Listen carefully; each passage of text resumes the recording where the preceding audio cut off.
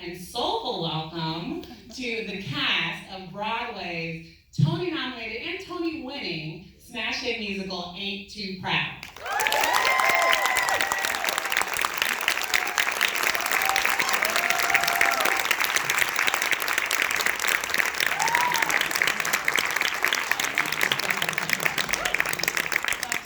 I'm going to throw up some of these questions, and you guys are just going to catch them, okay? Let's see how your handles are. So, first and foremost, I gave my embarrassing story about thinking that the Temptations were the Five Heartbeats. It's very embarrassing. But I want to hear some of your stories of your introduction to the Temptations before all this, before you were able to hit the stage and bring them to life. What did you know? What did you find out? Well, I grew up every Christmas listening to the Temptations album, and I listened to that not even knowing it was the Temptations. It's just what I heard every Christmas, Silent Night, And actually, my baby sister, it is her first and favorite CD for Christmas, and that was my introduction to them. Then when I got the part, my parents were like, "Yeah, because David did this," and like they knew all the stories, and I'm like, why didn't you tell me any of this stuff? I just do the music, you know what I mean? So they gave us the music, but they knew the actual stories behind the guys. It was really cool. I love that. And I'm going in reverse. So this is Derek Baskin, who plays Otis Williams. Yeah. My introduction to the Temptations was a little different, but still similar because it was family. We used to listen to the Temptations in the car as we were going wherever we were going, and I used to love to sit by the speaker, and Ball of Confusion would come on, and hearing that 1, 2, 1, 2, 3, and I would just sit next to the speaker like that, because it was like that bass line got me, and I love that song, and I would love to hear it. I just want to hear it over and over and over again. So that was my introduction really to the Temptations, was through listening to music at home. James Harkness, who plays Paul. I'm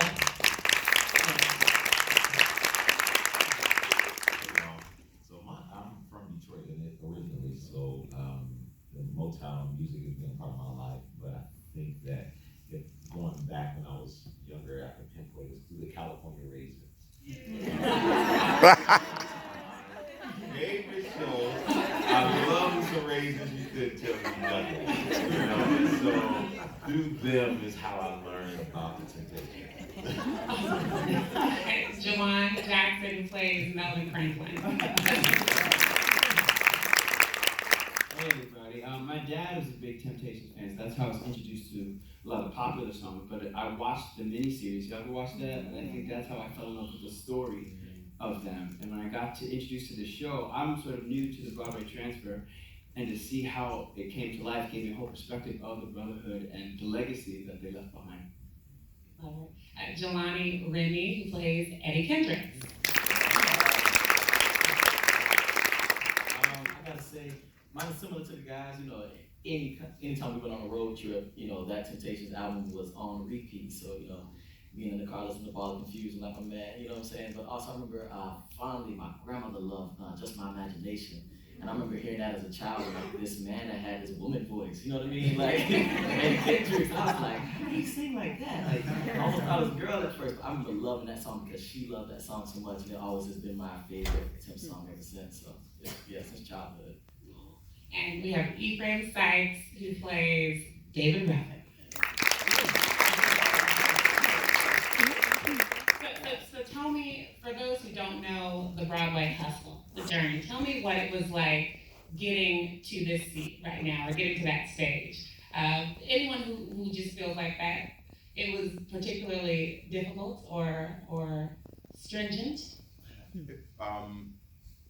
I've been doing Broadway, and I'm only talking about Broadway, I'm not talking about my career prior to this, since 2000. I got my first Broadway show and moved to New York in 2000, and I was in Aida, and I was in the ensemble. And as a performer, there are those of us who you want to be a lead, you want to see your face on the building, maybe you want to see your name in lights. That is that journey for a performer. And so 2000, it is now 2020, but like when we opened on Broadway, it's 2019. So it took me 18 years to become a lead in a Broadway show.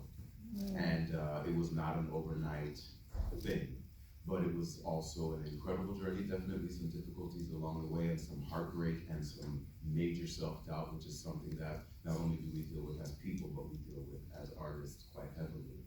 But I will say to have it happen with this show is priceless. It's the best way for me to have my first lead as a Broadway show, in a Broadway show. And not only is it because I get to tell the story of the Temptations and we get to humanize these men, but I get to do it, I've gotten to do it with these people, including Jerry McVocal, who's our original Eddie Kendricks. And that journey, this journey has made me so incredibly happy, and it has helped me grow as a man. Oh, for sure. I wasn't gonna say anything, but I have to jump into that. You know, this show, I feel like for all of us, it has asked us to step up our game.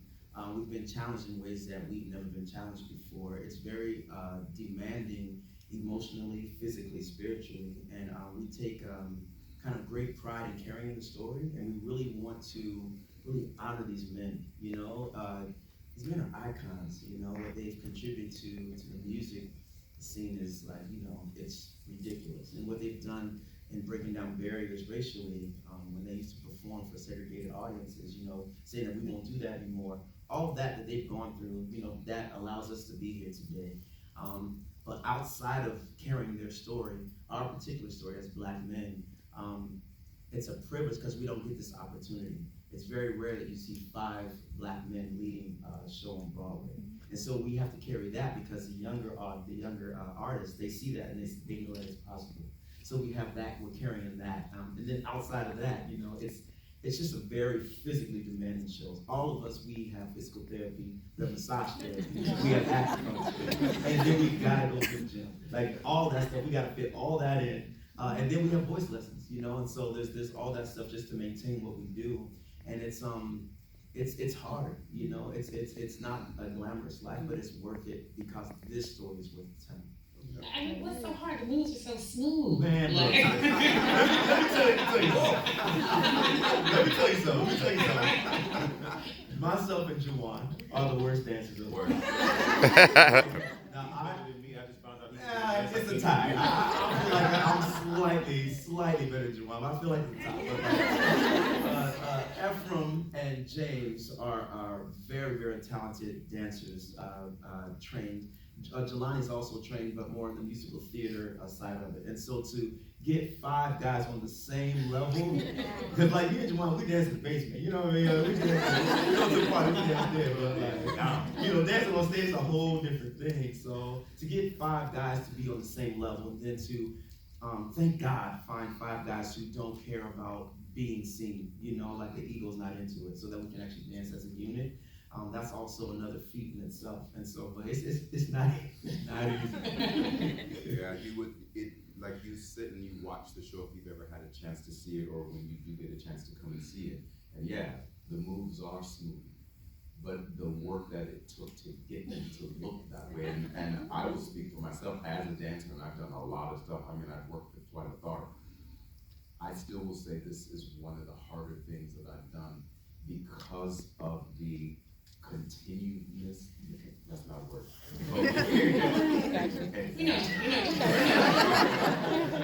We are on stage from the top of the show to the end of the show, especially Derek.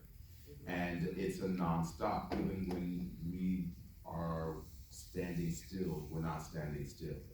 You know, there's always something happening and this will happen for a long time. We could have this whole conversation.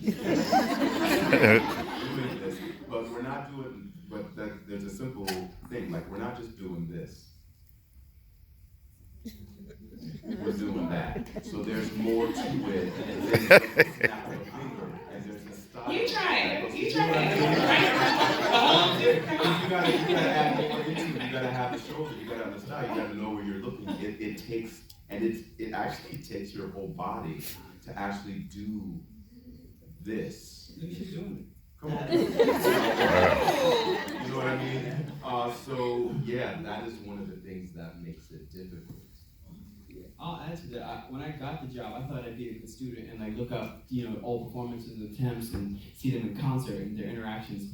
I wasn't prepared for what they were doing here on the Broadway stage. It comes to life with electricity and pulled from like new edition. It's a new age of bringing this choreography back to life in 2020 or 2019 when the show opened. It's just electric, and it does require a focus, and it does require your full body, and it's an evolving sort of thing. It doesn't just come naturally, at least for me, but it's been growing into my body as I fall more and more in love with the moves, and by osmosis, by picking it up from great dancers such as Juwan. And so there's a groove that the show has and a heartbeat that the show has that is infectious. And you're the newest member. I'm the newest one. Yeah. So tell me, when we dig into the Temptations story, it is intense, and it took a miniseries, and it takes a whole Broadway play to really kind of, see all that they actually went through behind that beautiful, smooth music and those dance moves. Be it with your character or with their story in general, something that resonated the most with you about what they went through as a group in the 60s and the 70s? I can start. I feel like the one thing that stands out for me as an artist is the sacrifices they made. The sacrifice that, they had to go through, missing birthdays, missing anniversaries, missing funerals, missing, life events that are happening in their families and around the people that they love, to give you the art and music that we so love today. And that didn't ring true for me, and I didn't realize that until I had lost someone, during this process when we first started Broadway. And I remember just having to be on stage and be like, I'm hurting really, really bad right now. But I love to do this, and I have a show to do, and so this is what I signed up for, and this is what this is my job. And so, that actually made me fall in love with just the group more, and just artists in general, because we all know, the music that they gave us, and we can jam to it, but we didn't know what they were going through behind it. The drug addictions, the depressions, the alcoholism, everything that's encompassed in trying to bring a group of 5 solo artists together to be one group, and the fights and the heart, everything that's going into it. So that just was one thing that stood out to me. For me, like we said, this story has always been about, and thanks to our amazing book writer, Dominique Morrisseau, she has a way of humanizing these men that we kind of idolize. We turn them into these, as we do a lot of artists, we turn them into almost like these pristine statues, and that we expect them to be whatever we see them as on TV. And so when we find out about what they're actually going through behind closed doors, and not just what they're going through, but sometimes the ugly things they do to people, sometimes where they're suffering, where their demons are, we can be quick to kind of throw them off the mantle, like, oh, you should be better than that, and all that kind of stuff. And it just kind of reminded me of, like, I know we all have people in our families that, to an outside eye, you're like not a good person. They're not a good person. Like my uncle's on drugs, they think he's not a good person. Like my granddaddy went to jail, you know what I mean? But me and my family, we love him. And we know who he actually is, and we know what he's actually been through. So to be able to finally like sit down and look at these men's lives and how I saw them once, and then really get back into like what they actually were going through. Like me, I'm playing David Ruffin, and he's notorious for being like this drug, coke addict, died in a crack house, he's womanizing and beating on women, all that kind of stuff. Like we almost laugh about it, especially in the Black community. Like we knew what this guy's personality was, but to really hear from Otis Williams' mouth himself, like what this man really grew up with, getting beat on by his dad. You know what I mean? So that's how you humanize somebody, like understanding why they even do sometimes the things you don't agree with or things that are ugly. So it had me to look at myself. What do I not agree with? And throughout all these men, and I think that's one thing, like my boy said, we had to grow through this process, because this story forces you to look at your own demons in order to portray these men truthfully. And we just gotta be here for each other. Like my man Derek there, he's seen me go through so much, you know what I mean? Not even just with this show, but I did my very first show with him 13 years ago. And how he's always taking me under his wing and like watching me go through my ups and downs and everything. So every day we get to kind of live this together as we honor the men that we're talking about and how they lived it. So that to me was instant and deep connection, and it's a reason why, as hard as the show can be, it's extremely gratifying. Because we get to grow together, and then we look out in the audience and they're screaming and laughing and crying, and you know what I mean. So like, it's just a very full circle moment in our lives, I think. Beautiful. Tell me, you all have great voices, beautiful voices, and you are not replacing, but you are stepping into the shoes of many like great, amazing voices with songs that people have canonized. The amount of pressure, and you put your own little swing on it, your own little take on it. So that's even more added pressure. Like you're messing with perfection, some people might say, but you do it so well. Like how did you reconcile that? You just have to take the pressure off. What I did was, luckily my character is not really known to sing many solos. So there's no pressure for me, but like seriously, but like You're the glue though. There's pressure. There is pressure in that for sure.